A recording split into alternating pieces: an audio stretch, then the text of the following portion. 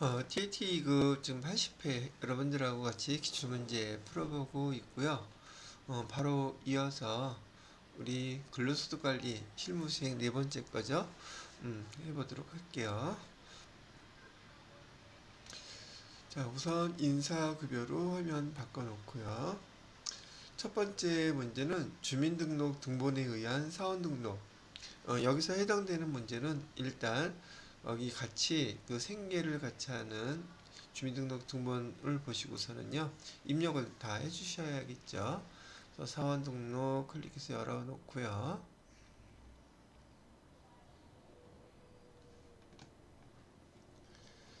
자, 최진혁이라고 그랬으니까 최진혁 씨 거 해놓고서는 우선 내용을 보니까 생계를 같이 하는 우리 그 부양가족들이 배우자, 부모, 그다음에 자녀 둘, 동거인까지 총 7사람께 있네요. 그 내용들에 대해서 무엇을 설명하나 여기 보니까 사무직 사원이라고 되어 있고요. 최진혁의 사원 등록을 위한 자료이며 세부담을 최소화하는 방법을 선택한다. 부양가족은 세대 주인 최진혁과 생계를 같이 한다. 그다음에 하은주, 우선 이거 읽기 전에 다 입력부터 먼저 해놓고 시작을 하는 게 좋겠죠. 여기 최진혁 본인은 세대주에는 이렇게 표시가 되어 있어야 돼요. 그 다음에 밑에 배우자를 누르시게 되면은 우선 하은주,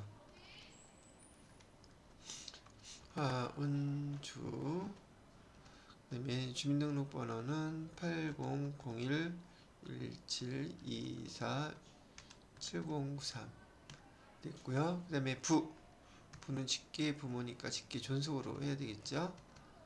그 다음에 최강혁 주민등록번호는 531213-1956879 됐죠. 그 다음에 직계 존속이고요. 그 다음에 김은실,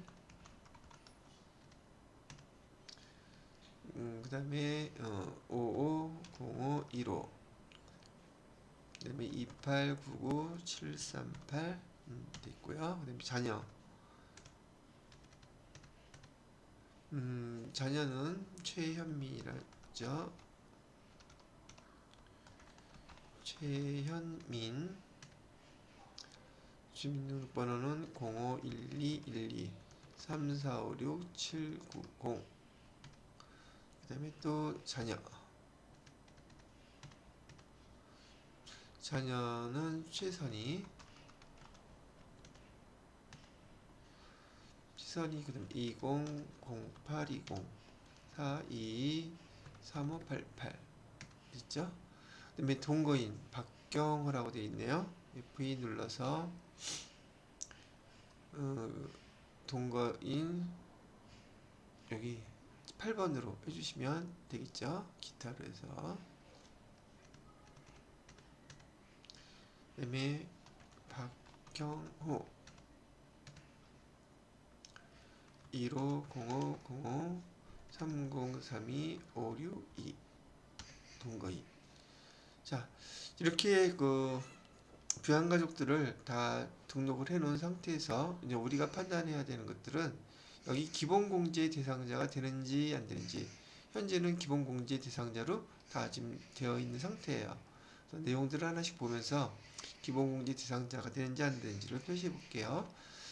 자, 두 번째 하은주 배우자죠. 금융소득이 500만 원이 있다고 하면은 금융소득은 이자소득과 배당소득을 합친 소득을 얘기하고 2천만 원 이하이면은 우리가 선택을 할 수가 있어요. 조건부 분리과세 항목이기 때문에.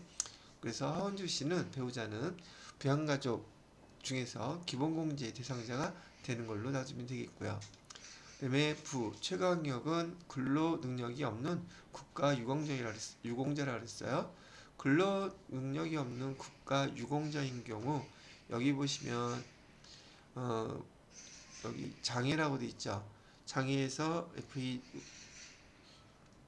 국가 유공자란에서요. 2번에는 국가 유공자 등 근로 능력 없는 자라고 되어 있죠. 장애에서 여기 표시가 된 다음에 이걸로 해당되죠. 혜택을 주는 거라는 얘기죠. 이렇게 표시해 놓으시면 되겠고요. 자, 그다음에 네 번째죠. 김은실 노인 일자리 사업에 참여해서 매월 40만 원의 급여를 수령하였다. 급여 수령했다 할지라도 연간으로 따지면 480만 원이니까 소득 500만 원이 안 되죠. 그러니까 소득 없는 것으로 보아 김은실도 마찬가지로 기본공제 대상자에 해당될 수 있다는 얘기고요. 그 다음에 최현민 자녀는 타 지역에서 기숙사 이거 상관없죠. 소득은 없고 타 지역에 생활한다 할지라도 기본공제 대상자 될 수 있습니다. 자, 그 다음에 최선희 자녀 소득 별도 없으니까 기본공제 대상자 되는 것이고요. 그 다음에 박경호 2025년 6월 1일부터 위탁아동이라고 되어 있네요. 위탁아동은 연간 6개월 이상이면 자녀와 똑같이 취급을 해서 기본공제 대상자가 될 수 있어요. 그래서 이렇게까지 표시를 해주시면 되는 문제였던 거죠. 수행과제는 사원등록 메뉴에서 부양가족 명세서 작성하세요. 예, 해당되는 사항 다 입력을 했고요. 그 다음에 부양가족 입력하고 기본공제 대상자에 해당되는 거 구분을 다 했죠. 자, 이렇게 입력하고 난 다음에 제대로 입력했는지 평가에 대한 문제를 보시면 되겠죠. 자, 36번 문제는 배우자 공제 대상액 얼마입니까? 라고 물어봤어요. 그러면 얘는 평가 문제가 근로소득 원천징수 영수증을 조회해달라고 했었죠. 그래서 전체 메뉴에서 연말정산 근로소득 원천징수 영수증을 클릭하시고요.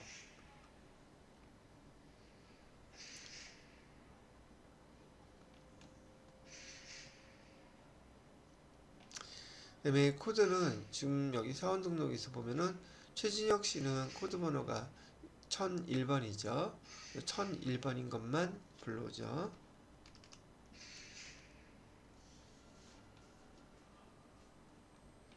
있죠? 그러면 최진혁 씨 거 불러왔고요. 자, 여기서 25번 물어보겠어요. 25번은 여기 있죠. 그러면 150만 원이라고 답하시면 되는 문제고요. 37번은 여기 26번 부양가족 공제대상금액 26번 부양가족 공제대상 금액은 750만 원이라고 답하시면 되겠고요. 그 다음에 38번 문제는 27번의 경로우대 공제는 200만 원 하시면 되겠어요. 그 다음에 39번의 장애인 공제 대상은요. 장애인 공제 대상도 200만 원이라고 답하시면 되겠네요. 그죠? 자, 그 다음에 40번이면 어디에 있을까요? 자녀세액 공제 57번을 물어보고 있죠. 57번은 자녀세액 공제 여기 있는 거 물어보는 거죠.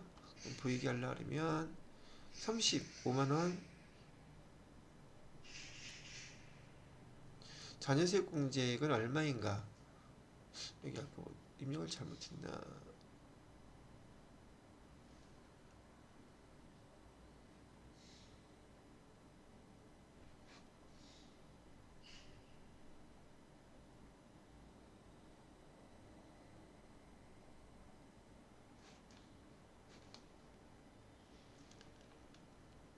자녀세액 공제 35만 원.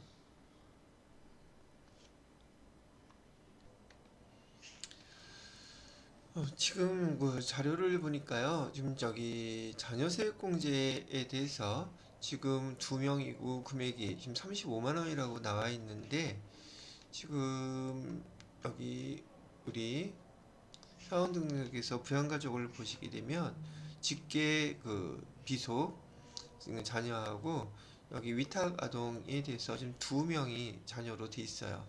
밑에 그 나와 있는 2000 여기 최선이라고 되어 있죠. 2020년생이면 지금 만 5세 정도 되잖아요. 근데 우리 그 7세 이하에 대해서는 자녀 세액공제 대상이 아니기 때문에 여기 자녀 세액공제에 해당되지 않고, 그다음에 여기 첫 번째 자녀일 경우에는 자녀 한 명일 때는 음, 금액이 20만 원. 잠깐만요.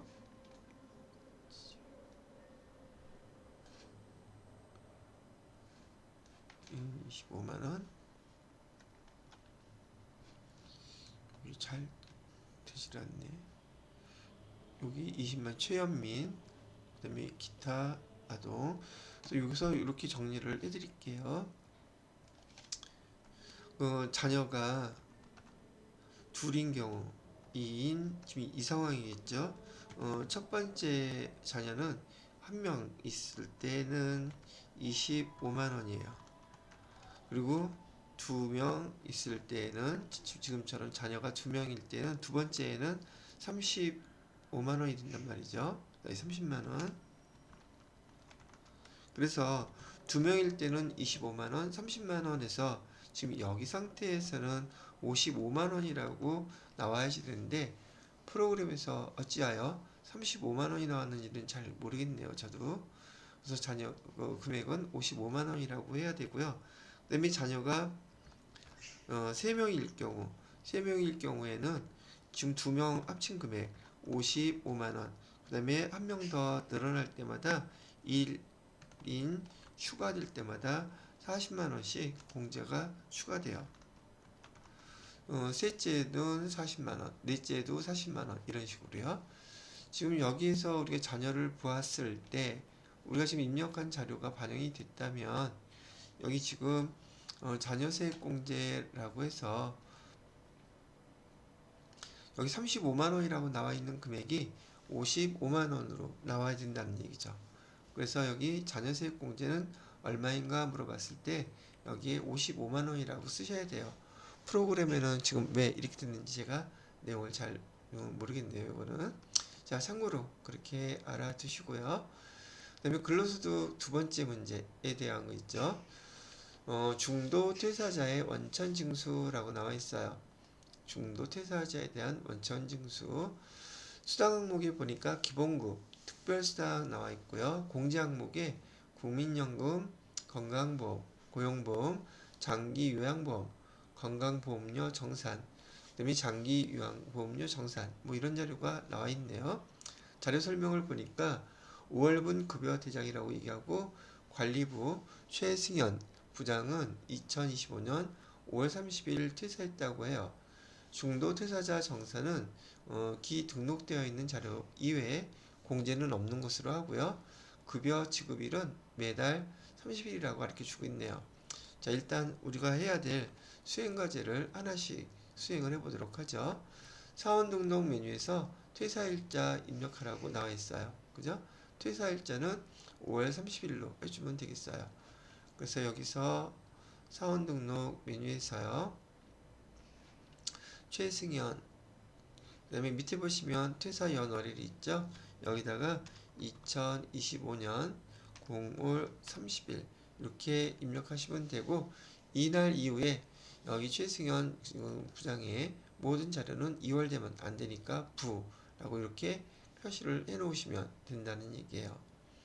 자, 두 번째 급여 자료 입력 메뉴에 수당 공제 등록하라 그랬죠. 그러면 우리가 급여 여기서 클릭하시고요. 수당공제 클릭해 주시면 되겠고 기본급 있고요. 그 다음에 특별수당 있죠. 특별수당은 별 내용이 없는 것으로 보아 그냥 과세로 선택하시면 되겠네요. 특별수당에서 1번 과세 급여 매월은 아니고 이건 매월이 아니라 부정기로 해야 되겠죠.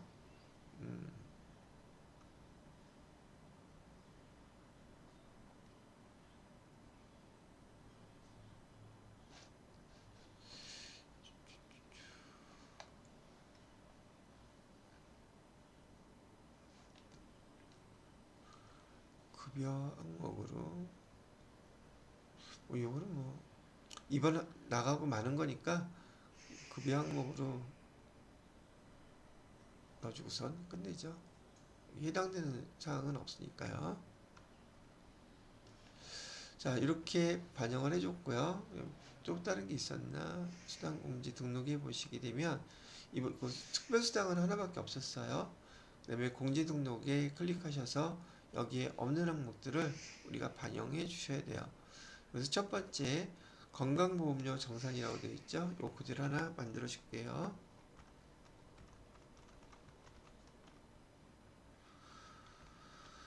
건강보험료 정산 이렇게 해주시고요. 그 다음에 2번에 건강보험료 정산 이해로 눌러주시고요. 급여에 반영을 시켜야 되겠죠.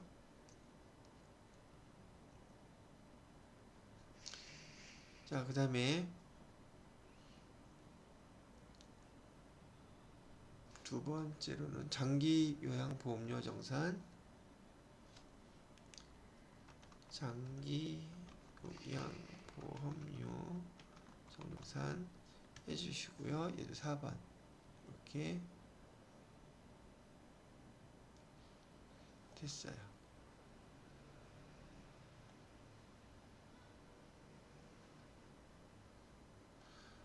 자, 그 다음에 확인 누르시면 되겠죠. 이렇게 한 다음에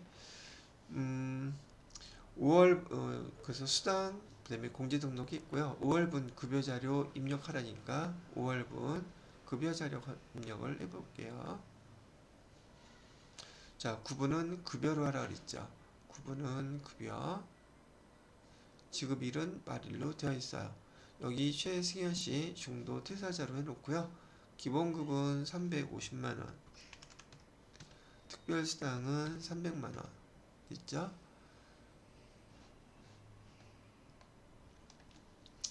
자, 그 다음에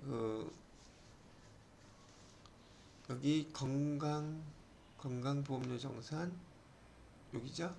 여기다가 마이너스 55,800원 입력해 주시고요. 장기 요양보험료 정산 3,050원이라고 되어 있죠. 마이너스 3,050원 이렇게 해주시면 되겠고요. 그 다음에 건강보험료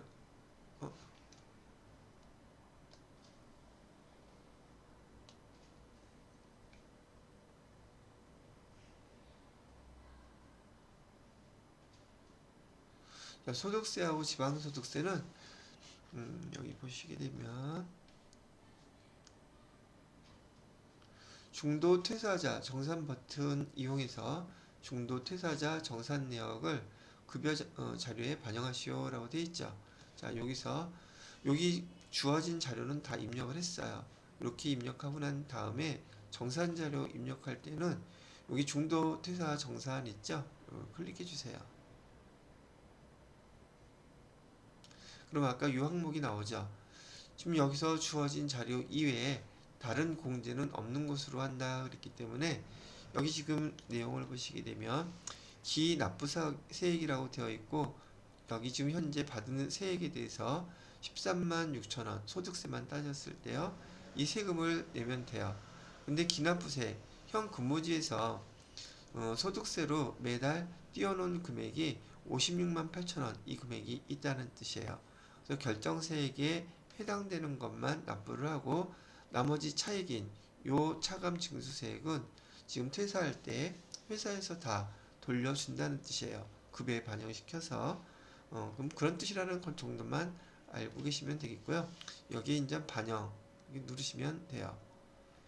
그러면 중도 입력, 중도 퇴사자 입력이 됐다고 표시가 뜨고 조금 전에 말씀드렸던 소득세 마이너스로 이렇게 표시가 되어 있어요. 자, 그래서 지금 여기 보시면은 결과론적으로 지급할 금액은 650만 원인데 여기 공제할 항목이 마이너스로 처리된 금액들이 있다 보니까 오히려 금액이 차인지 금액이 더 늘어났죠. 그동안 세금 내야 될 거 이외에 더 납부됐던 것들을 이렇게 환급해서 다 주기 때문에 금액이 더 늘어난 결과라고 보시면 된다는 얘기죠. 자, 이렇게 해서 중도 퇴사자 정산까지 마무리를 해봤고요. 5월분 원천징수 이행사항 신고서 작성하시오 되어 있어요. 그러면 여기 원천징수 이행사항 신고서를 클릭해 주시고요. 5월 귀속분을 얘기하고 있네요. 5월 귀속분이면 여기 5월 여기도 5월. 지급일은 말일이었으니까 얘도 5월 달로 다 이렇게 해주시면 돼요. 그리고 엔터 치면은 화면이 쭉 이렇게 나타나죠. 이렇게 나타나는 거 이렇게 해주시면 되고요. 하나 주의하셔야 될 사항은 여기 전월 미환급세액이라고 나와 있는 이 금액 있죠. 전월 미환급세액 12만원을 반영하라고 나와 있죠. 조정대상 환급액은 당월 환급 신청하며 부표장성은 생략할 걸 되어 있는데 별다른 건 아니고요. 전월 미환급 금액을 여기다가 주어진 문제에 금액을 여기다 입력을 해주셔야지 돼요. 그래서 여기다가 12만원이라고 입력하라는 뜻이에요. 이렇게요. 그리고 이렇게 반영해 주면 되는 거죠. 자, 말뜻은 그렇다는 얘기라고 생각하시면 되겠고요. 오케이. 그래서 5번까지 수행과제에 한번 쭉 따라서 입력을 해봤고요. 해당되는 질문을 한번 답을 보면서 해보죠. 41번. 평가 문제 최승현 5월 급여자료 조회를 하라고 되어 있고요. 여기에서 급여자료 이걸 클릭해 주시고요. 급여 항목 중에서 과세 대상 지급액은 얼마입니까? 라고 물어봤는데 여기 과세 대상 지급액 여기 지금 표시되어 있는 이 금액이겠죠. 여기 과세 대상 지급액 650만원이라고 답해 주시면 된다는 얘기고요. 자, 두 번째 5월 급여에 지방소득세 얼마입니까? 라고 물어보고 있죠. 여기 클릭하셔가지고 사원을 갖다가 현재 것만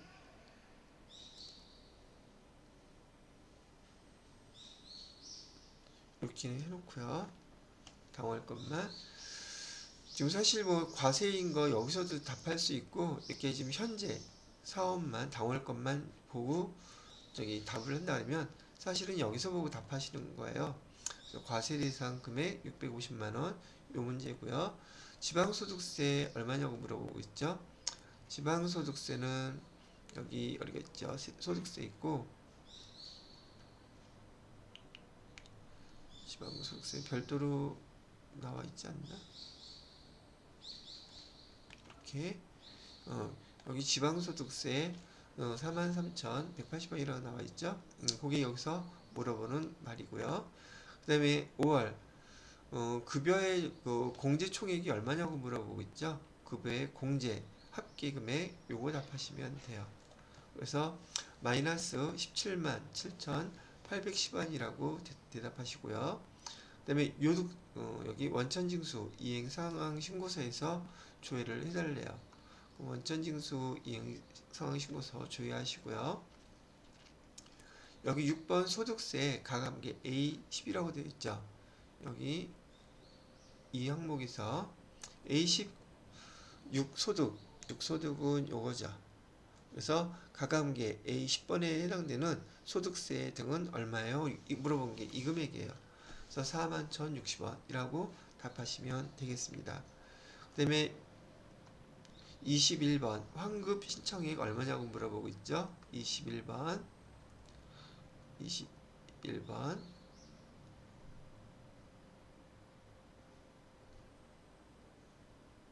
환급 신청액도 쓰라고 나와 있었나 아까 문제에서. 전월 미환급세액 12만원 반영하고요.